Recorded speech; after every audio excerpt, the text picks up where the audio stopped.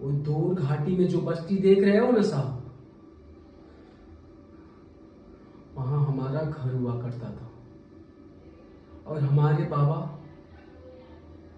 बाबा चाय के बागान में काम किया करते थे साहब।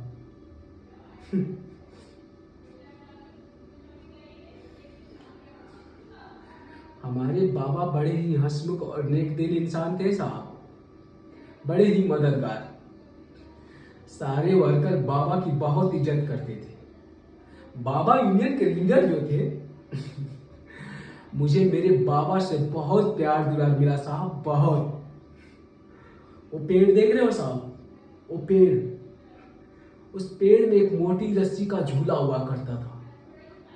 और हमारे बाबा हर रोज मुझे उस झूले पर बैठाकर जोर से फेंक देते थे। झूला और ऊपर और ऊपर और ऊपर, झूला साय साय साय।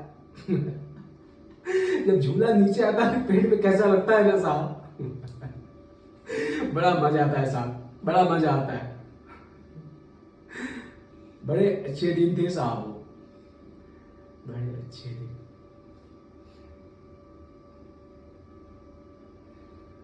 फिर एक दिन पुलिस आई और बाबा को ले गई। क्यों, किस लिए? बस बाबा को ले गई। और दूसरे दिन मेरी माँ चल बसी साहब, चल बसी। एक माँ अपने बेटे को छोड़कर चली गई। कितना सा रहा होगा ना, इतना सा या इतना सा। मैं रोता रहा, चीखता रहा, चिल्लाता रहा, बिलखता रहा, लेकिन कोई नहीं आया साहब, कोई नहीं आया। अरे मजाल है जो किसी ने एक बूंद पानी के लिए भी पूछा हो।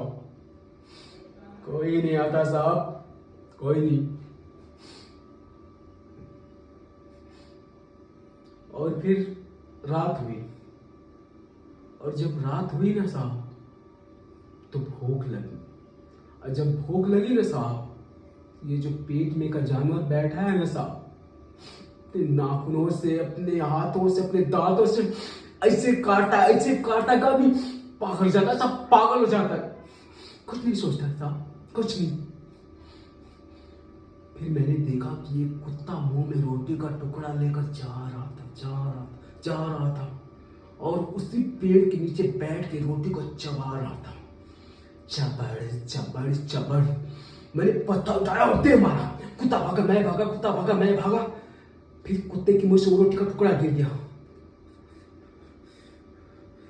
फिर मैंने वो रोटी का टुकड़ा उठाया और खा गया। मैंने वो रोटी खाई साहब, मैंने वो रोटी खाई। तब से ऐसे ही लगता है साहब कि मानो किसी ने धरती और आसमान पर लिख दिया है कि मुन्ना अगर जीना है तो छीनना सीख, अगर मरना है तो मरना सीख। ऐसा ही होता है साहब, ऐसे।